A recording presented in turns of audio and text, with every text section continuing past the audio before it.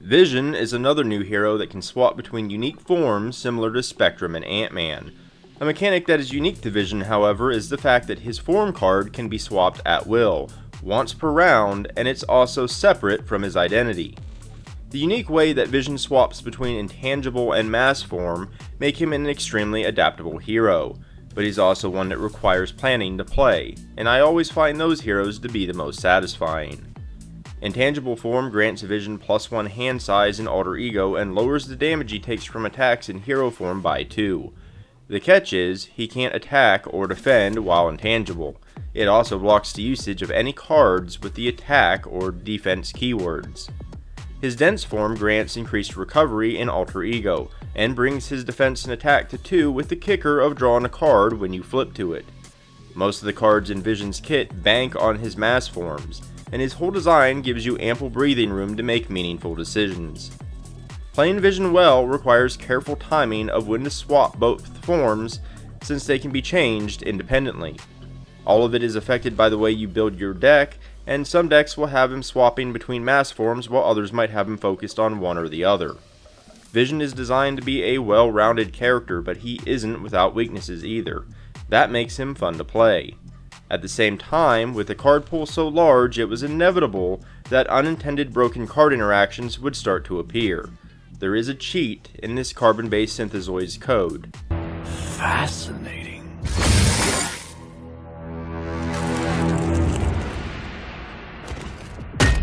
Vision's cards can appear run-of-the-mill at first glance, but it's their connection to Vision's forms that really bring out their versatility. No one would bat an eye at a 3-cost card that can do 7 damage, or one that can remove 5 threat.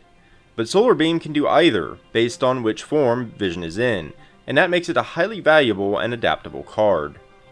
Phase Disruption is incredibly clever. It's the first card that removes a villain's attachment, in addition to confusing them, but it only works in intangible form.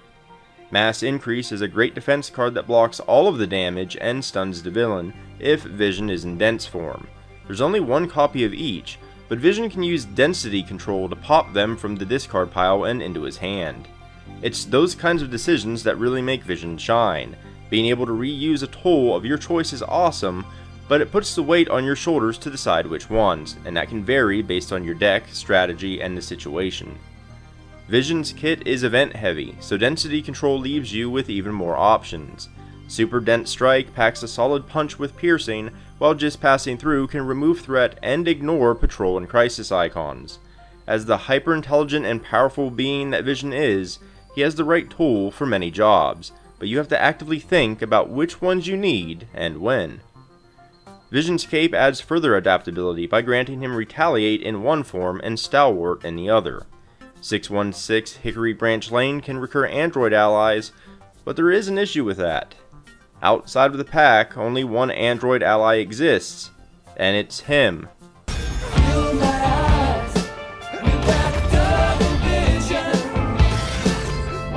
Both 616 Hickory Branch Lane and Reboot use the android keyword for the first time. Keyword support is great, but an issue arises when one is introduced in a smaller pack. There are simply not enough cards in the current pool that use it. The pack comes with a few androids, but for now you're going to be limited to the protection aspect, and you're likely stuck with Vision himself in order to get any use out of Reboot. It's an ongoing issue with LCGs. As much as Fantasy Flight Games likes to pretend that you can pick up packs a la carte, the truth is, you miss out. Everything is designed to work with future cards. Vision and Reboot have the same scarcity issue that Black Widow did with preparation cards, or that Sorcerer Supreme did prior to Scarlet Witch. The packs never feel like standalone products. Reboot and 616 Hickory Branch Lane are both great cards, however, and their usage isn't always obvious. Vision's signature ally, Vivian, is strong but looks bland at first. You might be tempted to use Reboot on Vision himself, but you can actually make Vivian the star of the show by using Reboot on her and Hickory Branch Lane to recur her. If you build a leadership deck, you can add in some nice ally upgrades, and then she gets really nasty. A focus on Vivian is just one way to build Vision, and further lends to the versatile nature of the hero. Is this Scott? No. Really? A good hero has weaknesses, and while Vision is well-rounded and strong, he also has shortcomings. Most of Vision's cards are fairly cheap, but he also has very little built-in economy, with a single copy of Solar Gem for resource generation. That can make it difficult to fully take advantage of Solar Beam or defensive cards if you don't tackle the issue during deck building. Vision's Solar Beam hits like a truck but can be overwhelmed by multiple high-powered minions. He has no crowd control in his kit. When facing certain villains or encounter sets, he can lose to attrition when he takes multiple turns to remove them. One of his biggest weaknesses is the limitations of his intangible form, since he can't attack or defend while in it, and cards with those keywords can't be used. For the most part, that's okay. It's a strategical decision and intangible is incredibly strong. I do, however, highly suspect that Vision was designed before the 1.4 rules update. Prior to the update, cards with the defense keyword did not mean you were defending, in which case they would have worked with Vision's intangible form. Since the update, they now count as defending. The update was an overall buff for defense cards, but it does mean Vision can't use any of them while using his intangible form.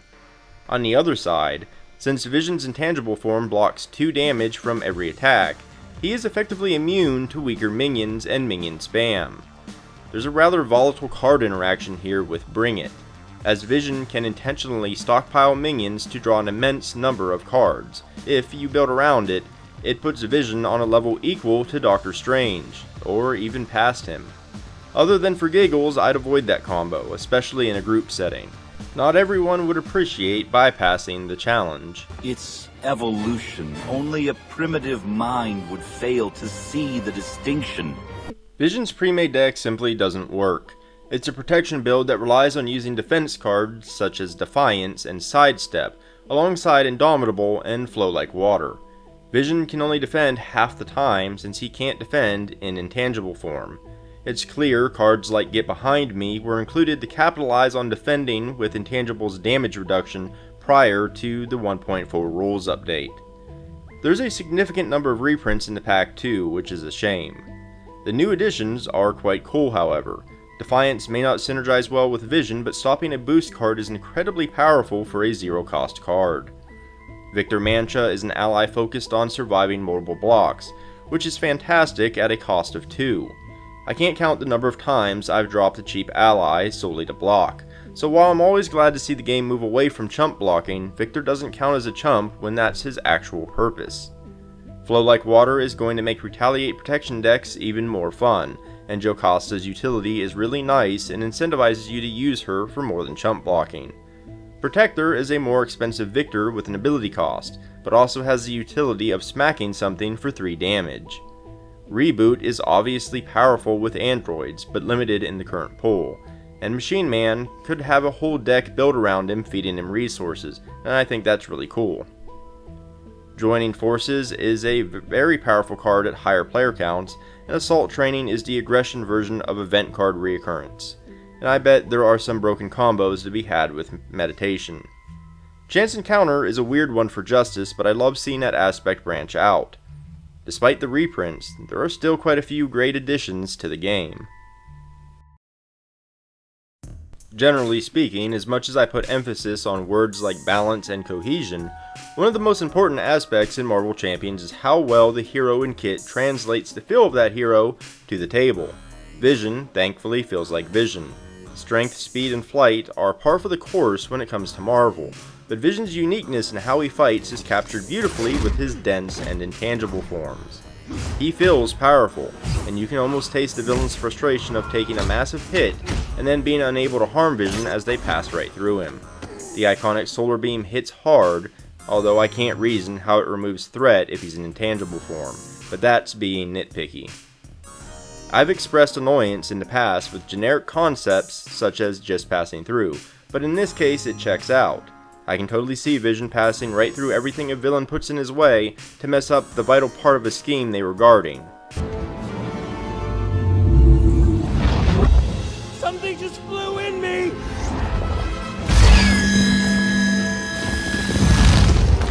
The fact that you bypass Patrol and Crisis icons is beautifully perfect. Mass Increase and Phase Disruption are also a notable mix of theme and mechanics.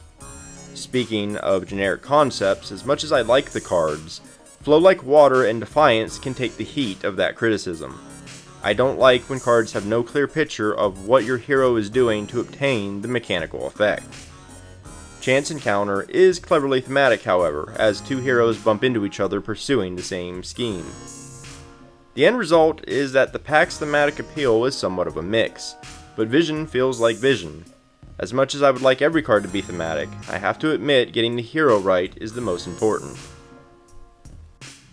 I have mixed feelings about Vision's Nemesis set. Vision's Nemesis minion is none other than Ultron, which is incredibly fitting. It's great to see another version of the iconic villain. The minion himself is great. Ultron enters play with toughness and has 6 health, so it takes an actual effort to remove him. But Ultron is nearly a carbon copy of the actual villain, right down to using the same Ultron drones environment. It comes with a mediocre side scheme with Ultron Unleashed and 2 copies of Relentless Android, which just piles on more drones. I feel like there was plenty of design space to make the Nemesis version more unique, so it's disappointing that the minion is just a scaled down version of the villain. The thing is, Ultron as a minion would also have been infinitely more threatening against any hero other than Vision. His intangible form makes him immune to attacks from both Ultron's drones and Ultron himself. If you were to mess with the cheesy Bring It strategy I mentioned, drawing Shadow of the Past would actually be a net win for Vision. It's just an incredibly odd pairing that I feel like enough eyes didn't look close enough on before it hit the printers. I will mention that Vision has a non-standard obligation. It actually attaches to him and makes your form card blank until you get rid of it. It's unique and thematic, but ironically, if it's pulled at the right time, it's ineffective, because it then allows you to use attack and defense cards while in intangible form. The whole Nemesis set is a paradoxical design that I'm sure Vision himself might enjoy philosophizing over, but it's not a cohesive set for gameplay. I can't physically throw up in my mouth. Vision is a great hero that puts a nice spin on the form-changing mechanic used by some other heroes. The result is a fun-to-play hero that feels like Vision. His balance can be a bit spotty, but as the card pool grows, busted combos are inevitable. It's up to you and your group to limit or allow them. Just make sure everyone's on the same page.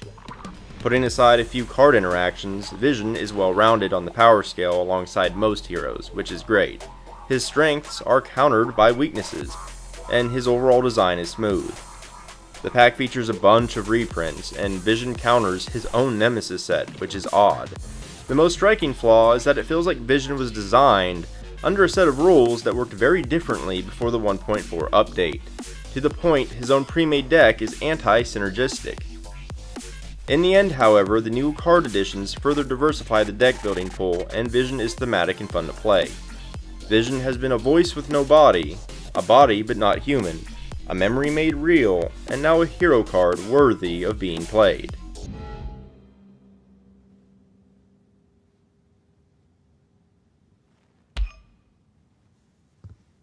Vision felt clunky when I played with his preset deck, largely because of how defense cards conflict with his intangible form, but I definitely enjoyed deck building with him.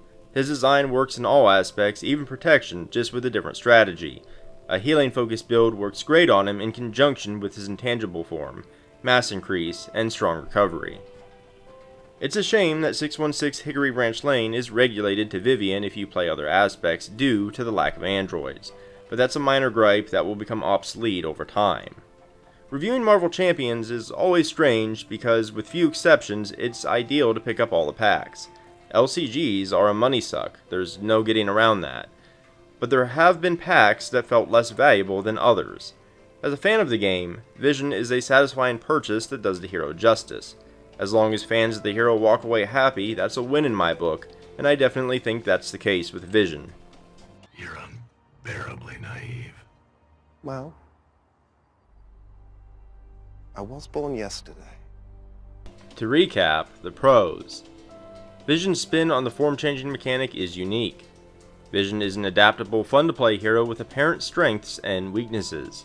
The pack captures Vision's theme and feel very well, and a few aspect cards do too. There are solid new additions to the card pool such as Chance Encounter, Victor Mancha, and Defiance. The cons. It feels like Vision was designed prior to an important rule change, and he interacts poorly with his own pre-made deck due to it. The Ultron Nemesis is a copy-paste of the villain version and is amusingly ineffective against Vision. There are a large number of reprints in the pack. New Android-reliant cards have very little support in the current card pool, and Vision can become game-breakingly strong with a specific card interaction. All of that is the Vision Hero Pack. Thanks for watching my review. If you enjoyed this video or found it informative, consider liking and subscribing. It helps me out a great deal and really pushes my visibility on YouTube. I'll be posting a review of the Valkyrie Hero Pack soon, so keep an eye out for that. I've also left a few links down in the description below. One on my website where you can find the bulk of my written content, including a written version of this review, and a link to my Ko-fi page if you feel like tossing in a donation. But in any case, thanks for watching, and until next time.